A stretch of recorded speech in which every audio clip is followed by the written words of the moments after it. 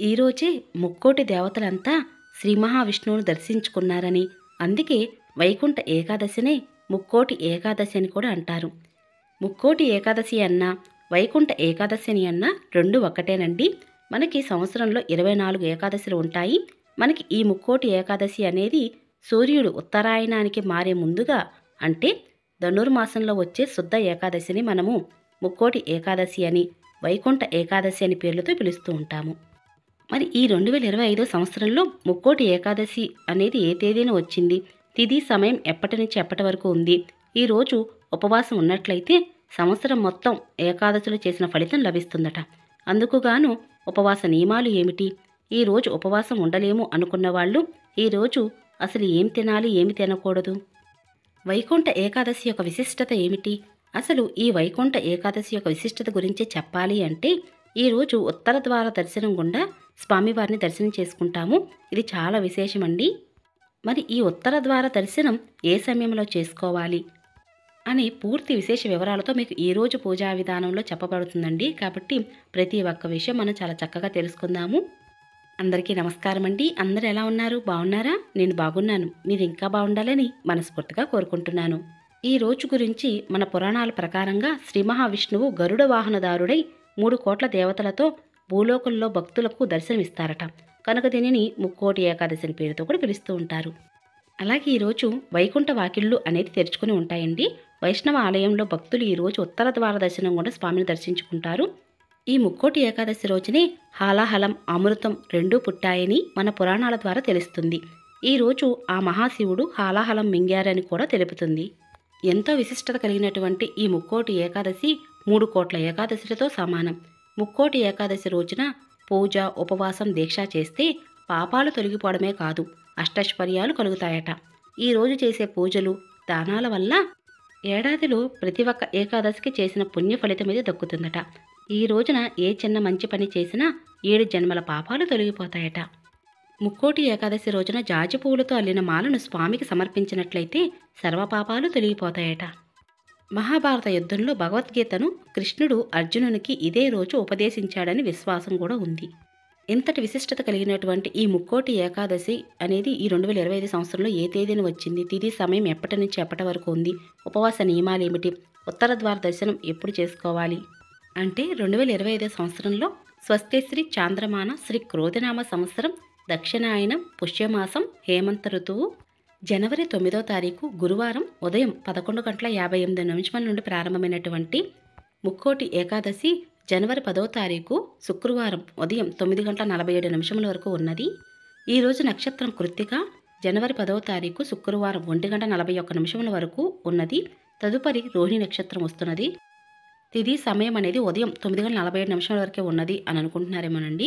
ఎప్పుడు కూడా తెల్లవారుజామున ఏ తిథి సమయం ఉంటుందో ఆ తిథిని పరిగణలోకి తీసుకుని పూజా కార్యక్రమం నిర్వహించాలి. ఆ ప్రకారంగా చూసుకున్నట్లయితే 2025 సంవత్సరంలో ముక్కోటి ఏకాదశి, అదేనండి వైకుంఠ ఏకాదశి, జనవరి 10వ తారీఖు శుక్రవారం రోజున జరుపుకోవాలి.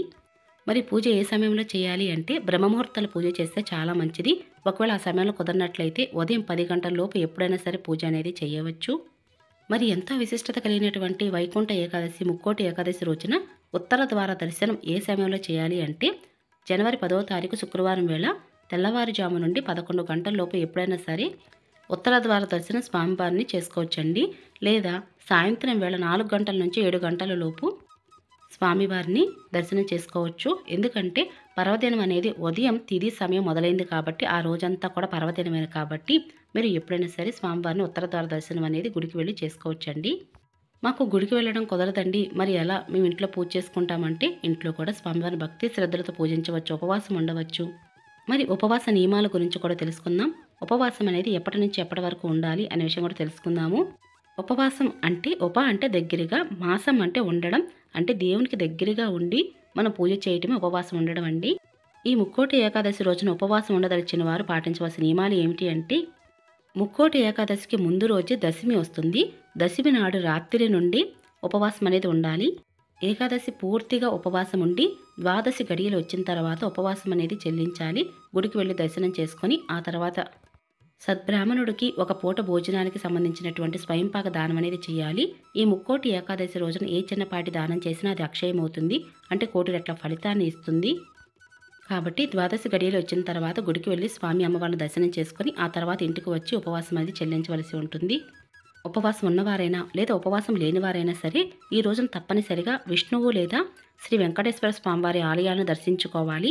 ఈ రోజున అబద్ధం ఆడకూడదు, ఎవరిని దూషించకూడదు, బ్రహ్మచర్యం పాటించాలి, నాన్ వెజ్ అది తినకూడదు, ఇంట్లో గొడవలు పెట్టుకోకూడదు.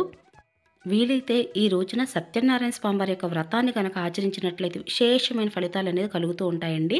కాబట్టి ఎవరైనా సరే ఎప్పటి నుంచో సత్యనారాయణ స్వామి వ్రతం ఇంట్లో చేసుకుంటే మంచిది, ఇంటికి మంచి జరుగుతుంది, మన జాతకంలో ఉన్న దోషాలను తొలగిపోతాయి, ఆ స్వామివారిని ఇంట్లో ఈ విధంగా పూజించుకోవాలి అని అనుకుంటున్న వారు ఎవరైనా సరే ఈ ముక్కోటి ఏకాదశి రోజున తప్పనిసరిగా సత్యనారాయణ స్వామి వ్రతాన్ని ఆచరించవచ్చు. చాలా విశేషమైన ఫలితాలు కలుగుతాయి.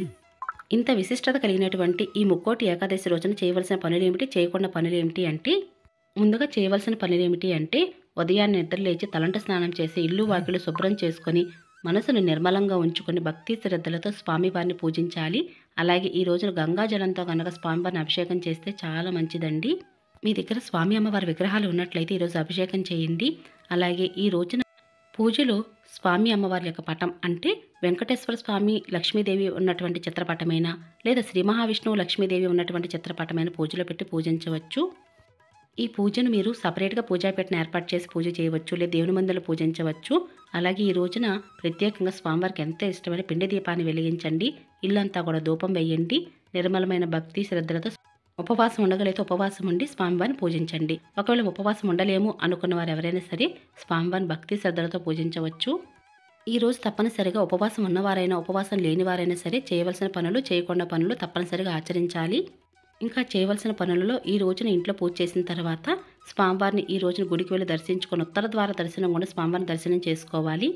మరి చేయకుండా పనులు ఏమిటండి అంటే ఈ రోజున అబద్ధం ఆడకూడదు, ఎవరిని దూషించకూడదు, అలాగే భార్యాభర్తలు గొడవ పడకూడదు, ఇంటిని ప్రశాంతంగా ఉంచాలి. అలాగే ఒకరి మీద ఒకరికి చాడీలు చెప్పకూడదు, పగలు నిద్రపోకూడదు, జుట్టును కత్తిరించకూడదు, అలాగే గోళ్లను కత్తిరించకూడదు. ఇటువంటి చిన్న చిన్న నియమాలు తప్పనిసరిగా పాటించాలండి. అలాగే ఈరోజు ఎందుకు ఉత్తర ద్వార దర్శనం చేసుకోవాలి స్వామివారిని అంటే, మన పురాణాల ప్రకారంగా ఈరోజే మధుకైటవులనే రాక్షసులకి శాప విమోచనం కలిగించి వారిని తిరిగి వైకుంఠ ద్వారం వద్ద దర్శనానికి అనుగ్రహించారు శ్రీ మహావిష్ణువు. తమలా ఎవరైతే ఈరోజు ఉత్తర ద్వార దర్శనం నుంచి శ్రీ మహావిష్ణువు దర్శించుకుంటారో వారికి మోక్షం ప్రసాదించమని వేడుకుంటారు. మధుకైటవులు అప్పటి నుంచి ఉత్తర ద్వార దర్శనానికి విశిష్ట వచ్చిందని కూడా మన పురాణాలు తెలుపుతున్నాయి. మానవులకు ఏడాది సమయం అంటే దేవతలకు ఒక రోజుతో సమానం. అందుకే మనకు దక్షిణాయనం 6 నెలలు, దేవతలకు రాత్రి సమయం. ఉత్తరాయణం 6 నెలలు, దేవతలకు పగటి సమయం. వైకుంఠ ఏకాదశి వచ్చిందంటే దక్షిణాయనం నుంచి ఉత్తరాయణంలోకి ప్రవేశించామని అర్థం. అంటే చీకటి నుంచి వెలుగులోకి వచ్చామని అర్థం. శ్రీ మహావిష్ణువు నిద్రలేచే ఈ రోజు వైకుంఠ ద్వారాలు తెరిచి ఉంటాయి. ఇందుకు సూచనగా వైష్ణవ ఆలయాలలో ఉత్తర ద్వార దర్శనానికి అనుమతిస్తారు. ఈ ద్వారం నుంచి లోపలకు వెళ్ళి స్వామివారిని దర్శించుకుంటే సకల పాపాలు తొలగిపోతాయని మనకి ఒక నమ్మకంగా చెప్తూ ఉంటారు. వ్యక్తిర్ముక్తిర్మవాప్నోతి ఉత్తర ద్వార దర్శనాత్. ఏ వ్యక్తి అయినా ముక్తి పొందాలి అంటే ఉత్తర ద్వార దర్శనం చేసుకోవాలని ఈ శ్లోకం యొక్క అర్థం కూడా. అసలు ఉత్తర ద్వార దర్శనం ఎందుకు చేసుకోవాలి అంటే, వైకుంఠం వాకిలి తెరుచుకుని ఈ పర్వదినాన శ్రీ మహావిష్ణువు గరుడు వాహనంపై 3 కోట్ల దేవతలతో భూలోకానికి వచ్చి భక్తులకు దర్శనమిస్తారు. రాక్షస బాధల నుంచి విముక్తి కల్పించాలని కోరుతూ ఉత్తర ద్వార దాటిన మహర్షులంతా శ్రీమన్నారాయణుడికి బాధలు విన్నవించుకున్నారట. అనుగ్రహించిన విష్ణువు ఆ బాధల నుంచి విముక్తి కల్పించారని, అందుకే ఉత్తర ద్వార దర్శనం చేసుకుంటే సకల బాధల నుంచి విముక్తి లభిస్తుందని ఒక నమ్మకంగా చెప్తారు. అలాగే వైకుంఠ ఏకాదశి రోజున ఉపవాసం ఉంటే ఎటువంటి ఫలితాలు కలుగుతాయంటే, వైకుంఠ ఏకాదశి రోజున ముర అనే రాక్షసుడు బియ్యంలో దాక్కుంటాడని, అందుకే బియ్యంతో చేసిన ఏ పదార్థం తినకూడదని అంటారు. ఈ ఏకాదశి రోజున ఉపవాసం ఉంటే మిగిలిన 23 ఏకాదశులు ఉపవాసం ఉన్నట్టే. అంటే ఒక సంవత్సరం కాలం పాటు వచ్చేటటువంటి ఏకాదశుల యొక్క ఫలితం ఈ ఒక్క ఏకాదశితో వస్తుందట. అలాగే మనిషిలో ఉండే ముర అనే రాక్షస గుణాన్ని ఉపవాసం, జాగరణ ద్వారా స్వామివారిని పూజించి వైకుంఠ ద్వారం తెరుచుకుంటుందని భక్తుల యొక్క విశ్వాసం. వైకుంఠ ఏకాదశి రోజు నియమనిష్టలతో వ్రతమాచరించే వారికి మరో జన్మ ఉండదని కూడా, ఈ రోజు మరణించే వారికి వైకుంఠ ప్రాప్తి కలుగుతుందని చెప్తారు. అలాగే వైకుంఠం అనేది విష్ణువు నివసించే లోకం. ఏకాదశి రోజున ఎవరైతే స్వామివారిని భక్తి శ్రద్ధలతో పూజిస్తారో, అలాగే ఈ వైకుంఠ ఏకాదశి రోజున స్వామివారిని ఉత్తర ద్వార దర్శనం గుండా స్వామివారిని దర్శించుకుంటారు. వారి జీవితంలో చేసినట్టు పాపాలని తొలగిపోయి పుణ్యఫలాలని లభిస్తాయట. అలాగే సంపద, సౌభాగ్యం లభిస్తాయి, సకల శుభాలు కలుగుతాయి, మోక్షం లభిస్తుంది.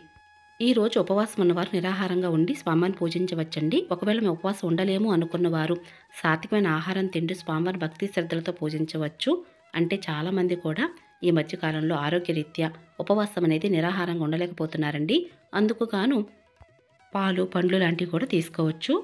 ఇలా ఈ విధంగా ముక్కోటి ఏకాదశి యొక్క విశిష్టత గురించి మనందరం కూడా తెలుసుకున్నాం కదండి. అలాగే స్వామివారికి దీపదోప నైవేద్యాలు సమర్పించండి. ఈ రోజున స్వామివారికి నివేదించవలసిన నైవేద్యం ఏమిటి అంటే చలిమిడి, వడపప్పు, పానకం, ఏవైనా పండ్లైనా సరే నివేదన చేయవచ్చు. ఈ రోజున స్వామి అమ్మవారి యొక్క దర్శనం సర్వపాపహరణం కాబట్టి స్వామివారిని అందరూ దర్శించుకోండి. స్వామి అమ్మవారి యొక్క అనుగ్రహానికి పాత్రలు కండి. ఇక ఇదేనండి ఈరోజు పూజా విధానం. మీ అందరికీ నచ్చింది, యూస్ఫుల్ అవుతుంది అనుకుంటున్నాను. మీకు కనుక నేను చెప్పే పూజా విధానం నచ్చినట్లయితే తప్పకుండా మీ ఫ్రెండ్స్కి, రిలేటివ్స్కి ఫార్వర్డ్ చేయండి. అలాగే లైక్ చేసి, షేర్ చేసి, కామెంట్ ఇవ్వండి. మరొక మంచి పూజా విధానంతో మళ్ళీ కలుసుకుంటానండి. ఇక అప్పటి వరకు నమస్కారం అండి.